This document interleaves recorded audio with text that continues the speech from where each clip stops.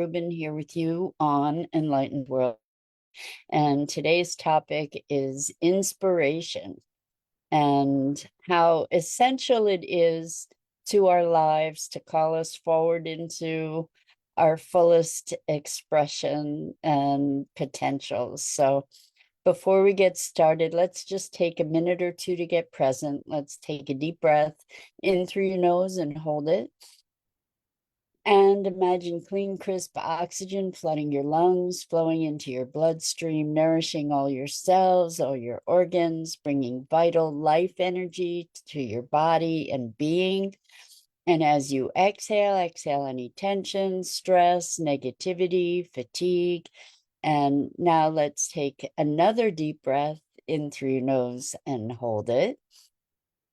This time, imagine brilliant, bright light lighting you up from the inside out, illuminating, electrifying, and energizing all your cells, your molecules, your electrons, creating a brilliant beam of light and energy from your heart out into the world. And as you exhale, exhale any remaining tension, stress, negativity, fatigue. And now let's press our palms together. Vigorously rub your hands together to feel the friction, the temperature, the pressure, the motion, the tickling and tingling when you stop. And allow all those sensations to bring you present right here, right now, into this remarkable physical form that enables us to experience life. Welcome, welcome, welcome. Good morning, Rosalind. So good to be here with you this morning, and welcome to everyone else who's joining us. Today, we're talking about inspiration. And the reason for that is that I just spent the weekend in New York at a wonderful conference called Transformative. It was a gathering of all kinds of visionaries and change makers, people committed to creating a better world, doing remarkable, extraordinary things, and sharing in a very intimate venue where people had the opportunity to connect with one another and become aware of the fact that we're not alone, that each of us is engaged in our own way of helping to shape a world that works. So for me, this was deep, deep inspiration, which brings me to looking at the question of inspiration and what that does for us. There's so much bad news in the world, right? There's so many things going on that are really challenging, and it's easy to fall into a pattern, I think, of hopelessness and despair. It takes a will to find wise hope rather than hopium, but wise hope. Hopium is just sort of ignoring circumstances and being passive in imagining that, oh, I just hope things turn around, without any engagement, without any grounding. Wise hope is being aware and hopefully being engaged and taking action to support the vision and the expression of the possibilities. So inspiration, when we're inspired, I think true inspiration inspires us to action and to deeper engagement. It's an invitation that reaches into our heart and soul and calls something forward within us that was most likely laying dormant or nascent. And so I think true inspiration is an activator. It helps to catalyze our energy, our clarity, our focus, our intentionality.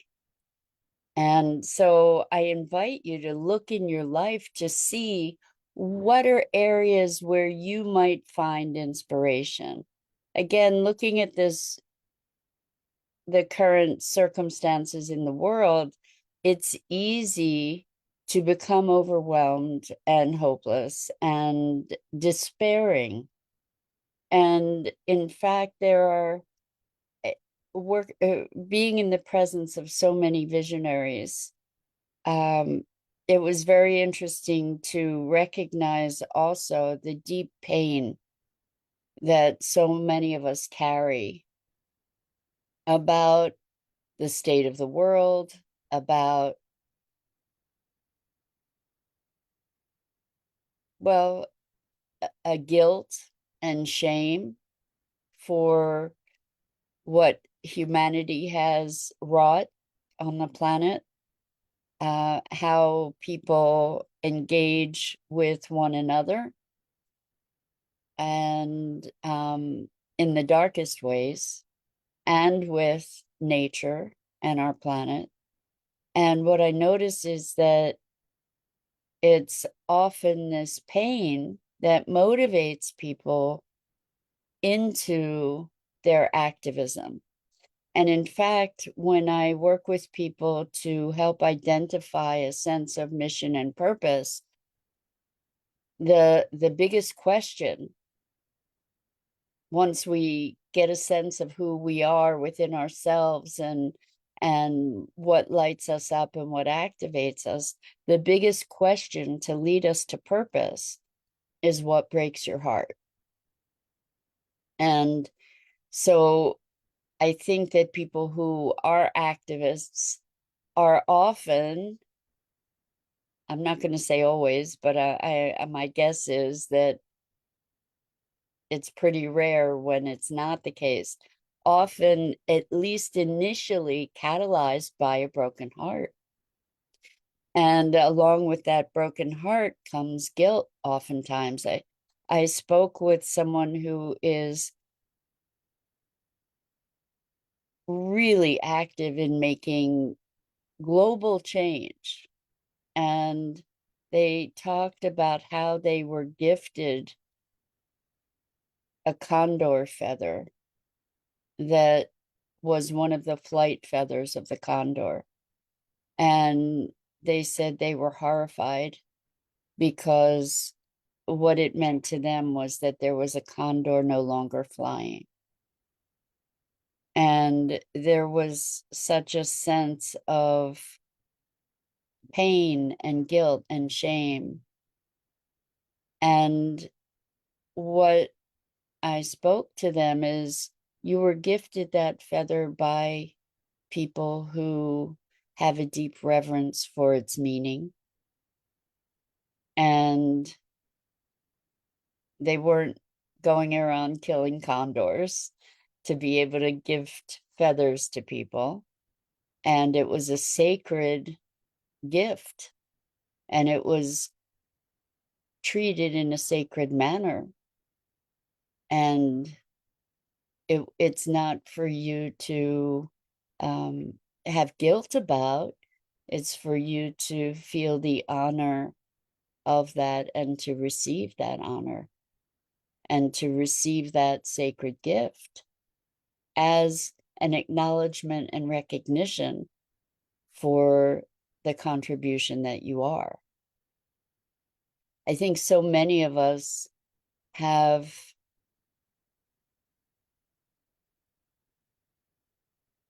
a deep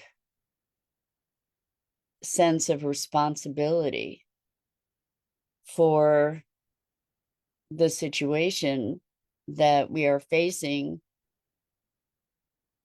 on our planet as a species, as part of nature, as an estranged, primarily, most often, estranged part of nature.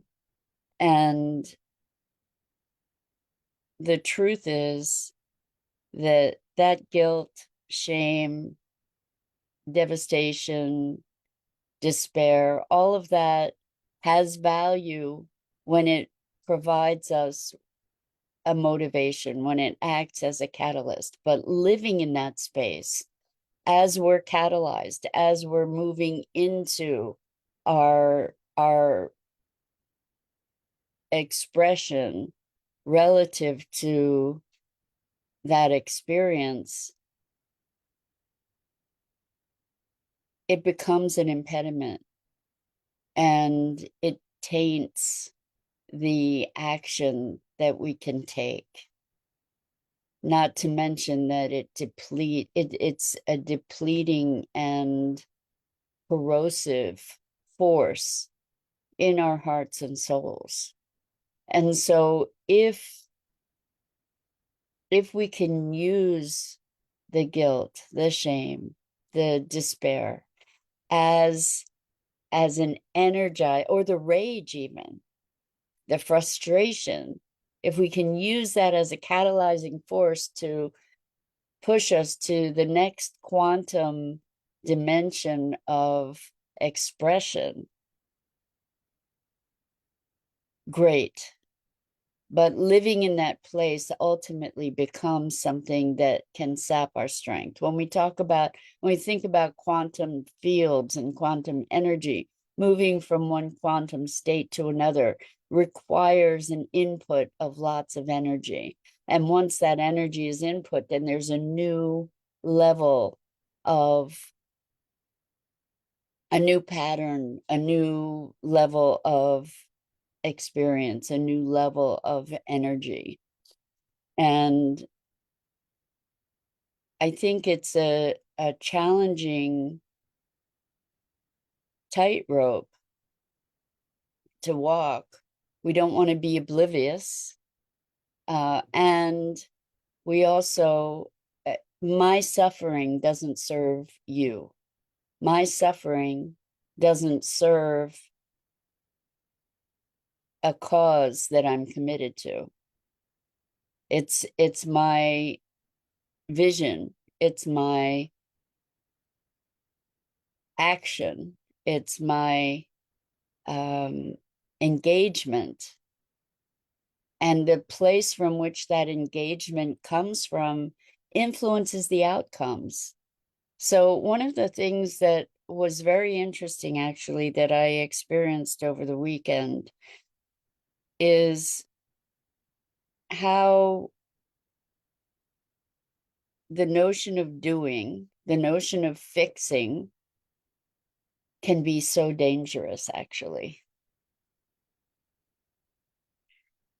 And we've spoken about this a lot, but I think it's really important to mention it again and again and again, that when we perceive a problem,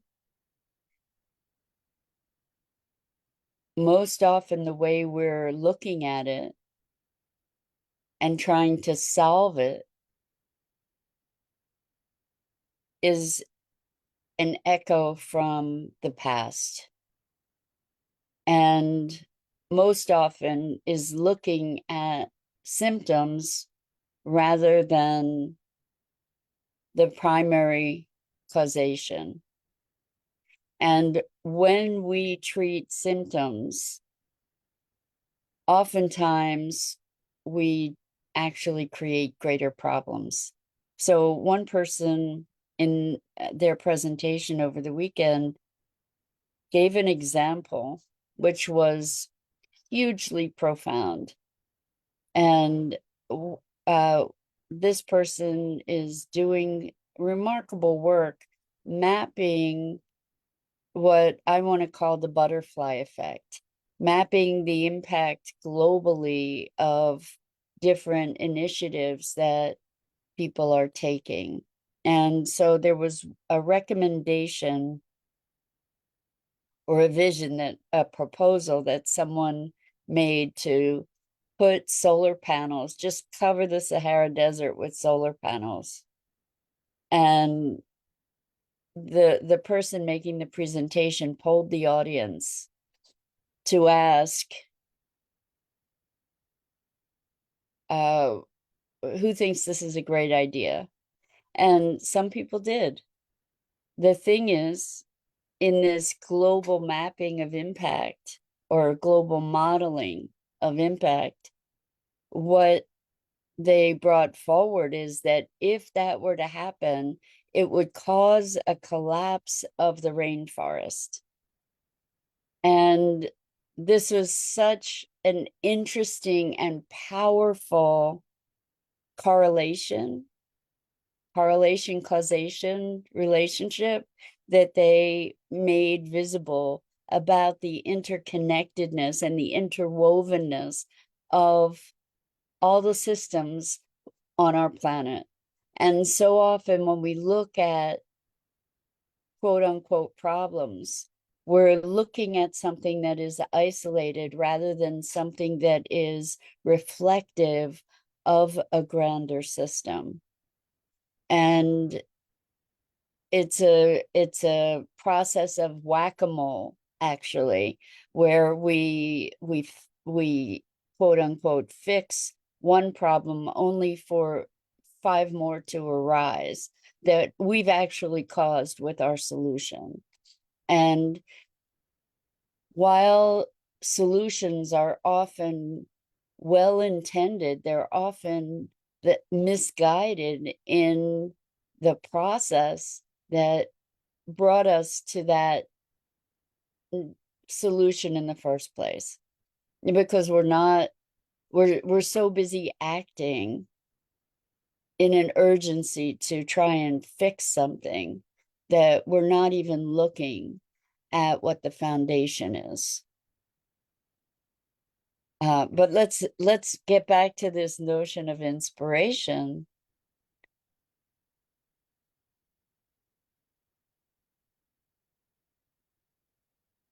Living an inspired life, living life, engaging in life, experiencing life, not doing stuff and then I'll live later when I retire, or I'll live later when I've made my first $1 million, or I'll live later when this, that, or the other thing happens, is missing the point. This moment right here, right now, this is your life. This is life. Live it now. And so I had the opportunity, again, another wonderfully inspiring conversation with someone as I was coming home on the train, who has been an entrepreneur from this time of 12 years old, and is an artist and has managed to be a successful artist, which is somewhat of an anomaly in and of itself. And um, we were talking about life and living life, drinking in life, savoring life. And I asked what they did for fun, and they just did more business kind of thing. But they had a dream of painting, like they have been a painter, but painting, and particularly koi fish, because of the colors particularly, is what they were saying. And it was such a specific desire, not just to paint, but to paint koi fish, that I was inspired. And I said, do it now, make time to do that. And then we got to talking about purpose. And I asked them, I said, well, you know, building material security is our first concern. If we look at Maslow's hierarchy of needs, it's our first concern to make sure that we have food and shelter. And there's a point at which we have those things handled enough to say, yeah, but what's it all about? Like, what's the point? And that's when meaning comes in. And that's when the question of what breaks your heart comes in. And I asked this person, and we were walking out of the train, and they said, I want to do soup kitchens. I want to create soup kitchens. This person had come from very challenged life, and the opportunity to give back was very much in their heart. And hearing them say that, I experienced their inspiration. They felt inspired. They opened up a new possibility in life that hadn't been present before. And that's what real inspiration is to put ourselves into the path of opportunities, communications, conversations, exposures that allow us to open into greater possibility, that allow us and call us forward into a greater expression of ourselves. And it's interesting, I saw this in myself as well, to see possibility that was right in front of my face that I hadn't even been aware of. You know, to recognize an opportunity to make a contribution in a way that I hadn't been present to, because I had been thinking small. And so being around all these people doing remarkable things called me into thinking bigger, called me into expanding uh, the limits that I hadn't even known were there. I think that's what inspiration does. It helps us to make new potentials visible. It helps us to look to further horizons. And not only does it help us to envision them, but then to find inspired action. And so I often talk about stop doing and start being. And when we put our attention on truly being, the quality of our being, in other words, life itself, when and what we're bringing to it from our heart and soul, then the action that emerges comes from an urge, a calling, an inspiration to take action into the future, into creation. It's our future and our possibility calling us forward into new potentials, new capacities, new expressions that are a reflection of our deepest heart and soul and self. Good morning, Dido. Good morning, Sue. Good morning, Robin. I the restream stream had disappeared, so I didn't see you all popping in, but it's wonderful to have you all here and to be inspired together. So seek things, give yourself dedicated, intentional energy to seek inspiration, to look for those things that speak to your heart, that open your soul, that call you into your greatest expression, that call you to rise beyond the you know yourself to be, to become the you that's calling you into your fulfillment. So that's it for today. I'm Mira Rubin. This is the Core Connection, and I go live here each weekday morning at 9 a.m. Eastern on the Enlightened World Network Facebook page and YouTube channel. And I invite you to please like, follow, and share Enlightened World Network and me. The links are in the description. And until next time, it is always such a privilege and a pleasure to have the opportunity to muse on what it is to be human together. And so until next time, so much love to you.